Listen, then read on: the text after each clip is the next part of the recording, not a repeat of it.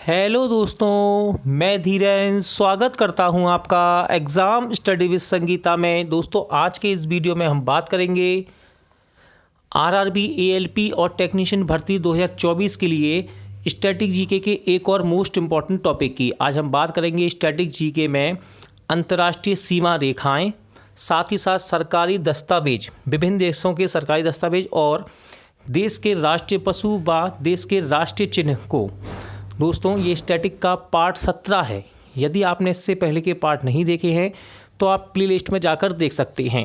ये सभी पार्ट आपके लिए जो रेलवे का कैलेंडर जारी हुआ है, यानी कि एएलपी टेक्नीशियन के साथ साथ एनटीपीसी और ग्रुप डी के छात्रों के लिए भी इम्पोर्टेंट रहेगा। तो चलिए स्टार्ट करते हैं।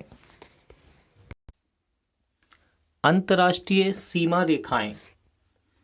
हिडनबर्ग रेखा किन देशों के बीच है?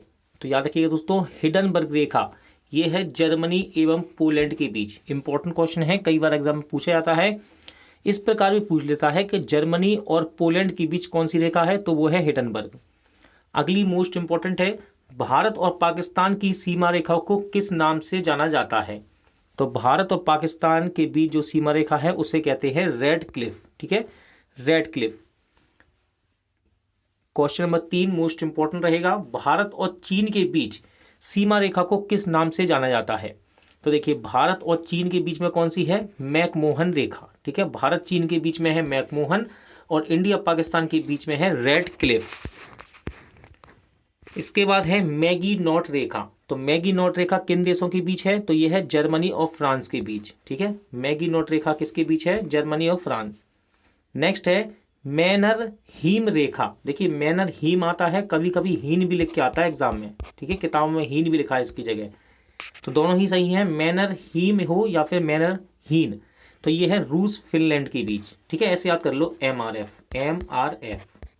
ठीक है, शॉर्ट तरीका है, M से मैनर हीन, R से रूस और F से फिनलैंड। ठीक है, आपको एक आराम से याद हो सकती है MRF करके। ठीक है, चलिए देखिए, मैगी नॉट, इसको भी याद कर सकते हैं आप, मन में बना लीजिए। जैसे कि मान लो मैगी है, अब आप मैगी कैसी खाएंगे? ना तो जली हुई और ना तो ज़्यादा फ्राई, ऐसे याद कर सकते हैं। ठीक है, मैगी जो है जा से जर्मनी और फ्रा से फ्रांस।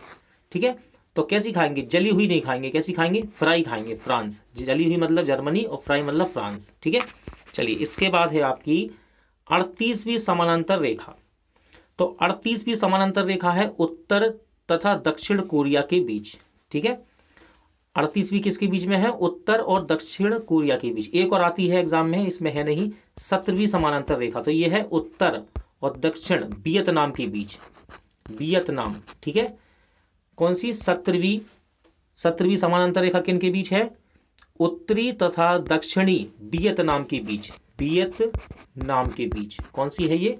17वीं समानांतर रेखा। चलिए फिर है 49वीं समानांतर रेखा। तो 49वीं समानांतर रेखा है यूएसए और कनाडा के बीच। इंपॉर्टेंट है, कई बार एग्जाम में आई है ये। 49वीं समानांतर रेखा कहाँ है? यूएसए एवं कनाडा के बीच। फिर है ड्यूरेंट रेखा। तो ये है पाकिस्तान और अफगानिस्तान के बीच। ठीक है, ड्यूरेंट रेखा किसके बीच है? पाकिस्तान और अफगानिस्तान के बीच। प्रमुख देशों के राष्ट्रीय चिन्ह, इंपॉर्टेंट टॉपिक है, कई बार यहां से क्वेश्चन पूछा गया है। तो पहला क्वेश्चन है कि भारत का राष्ट्रीय चिन्ह क्या है? तो भारत का राष्ट्रीय चिन्ह क्या है? आप सभी को पता है, अशोक चक्र है। ठीक है, अशोक चक्र। इसके बाद है कि बांग्लादेश का राष्ट्रीय चिन्ह क्या है? तो बांग्लादेश का राष्ट्रीय चिन्ह है वाटर लिली। ठीक है, कौन सा है? Water lily. नेक्स्ट है डेनमार्क। डेनमार्क देश का राष्ट्रीय चिन्ह क्या है? तो डेनमार्क का राष्ट्रीय चिन्ह है समुद्री तट। ठीक है, समुद्री तट। इसके बाद है नीदरलैंड्स। नीदरलैंड देश का राष्ट्रीय चिन्ह क्या है? तो ये है शेर। ठीक है, शेर। यूके यूनाइटेड किंगडम का राष्ट्रीय चिन्ह क्या है? तो उसका राष्ट्रीय चिन्ह है सफेद लिली। याद रखिएगा, कंफ्यूज मत होना। बांग्लादेश का है वाटर लिली। ठीक है, बांग्लादेश का क्या है? Water lily. और यूके का है सफेद लिली। इसके बाद है संयुक्त राज्य अमेरिका। संयुक्त राज्य अमेरिका का राष्ट्रीय चिन्ह है गोल्डन रॉड। ठीक है, गोल्डन रॉड। इटली का राष्ट्रीय चिन्ह क्या है? तो इटली का राष्ट्रीय चिन्ह है सफेद लिली। ठीक है, इसके बाद बात करेंगे ऑस्ट्रेलिया की। ऑस्ट्रेलिया देश का राष्ट्रीय चिन्ह क्या है? तो ये है बैटल।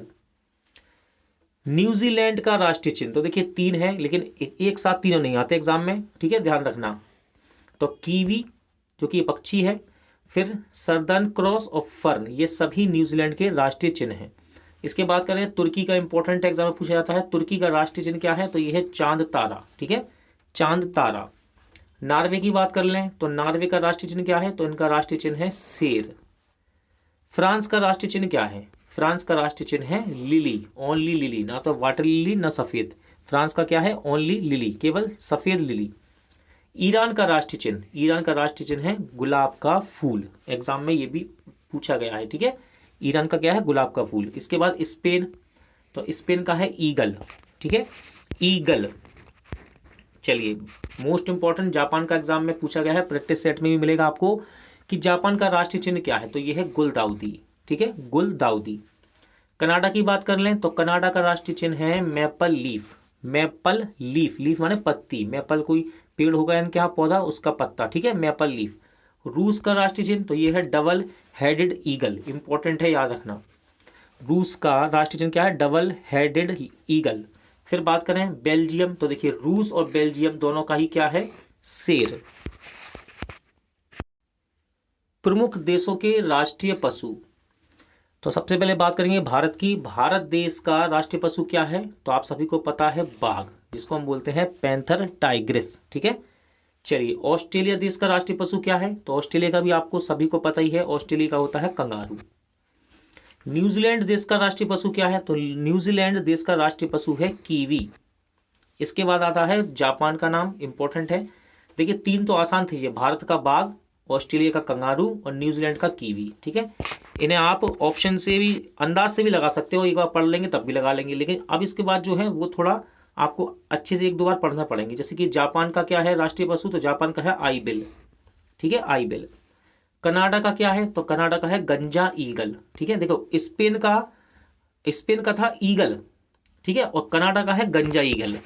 इसके बाद है यूनाइटेड किंगडम, यूके, तो यूके का क्या है, तो इसका है robin red breast, robin red breast.